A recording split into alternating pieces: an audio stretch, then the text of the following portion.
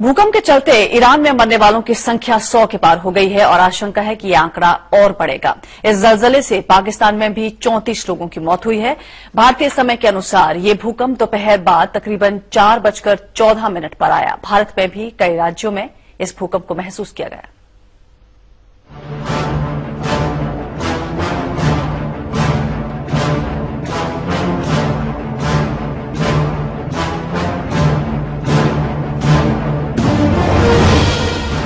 धरती महज कुछ सेकंड हिली और उसने ईरान के एक पूरे शहर खास को जमीन में मिला दिया। यही नहीं, इसके अलावा खास शहर के जहरान शहर और दूसरे शहरों में भी बड़ी संख्या में भारी तबाही हुई है और इसकी दहशत भारत तक महसूस की जा रही है। इस भूकंप की तीव्रता रिक्टर पैमाने पर 8 मापी गई है और ईरान के अधिकारियों की अगर माने तो इस बड़ी तबाही में सैकड़ों लोगों के मारे जाने की आशंका है। इसके अलावा पाकिस्तान के बलूचिस्तान में भी कई लोगों के मारे जाने की आशंका है।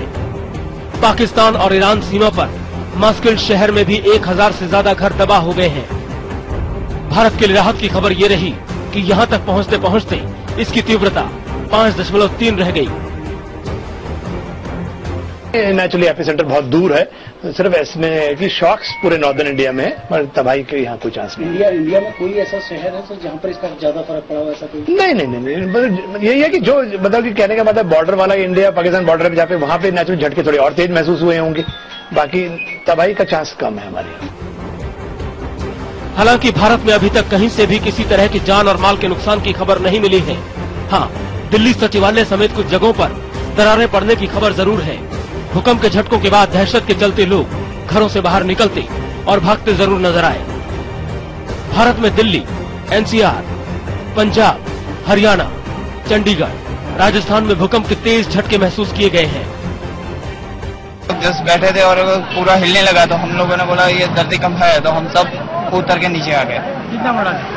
बहुत बड़ा, मतलब जैसे पूरा हिल गया था तो हम लोग घबरा के नीचे आ गए। एक तो मेरा फोन चल रहा था और पीछे वो कंटिन्यू काम चल रहा था। हम लोग 9th फ्लोर पर हैं, बट मतलब एक बार झटका लगा, शायद मुझे लगा चक्कर आ रहे थे। सेकंड टाइम, फिर थर्ड टाइम हुआ, तब एक साथ सबको भागना पड़ा। तो महसूस हुआ शायद इट वॉज अ अर्थक्वेक हुआ और ये इसमें दीवार में क्रैक आ गए। किसने रक्षा की?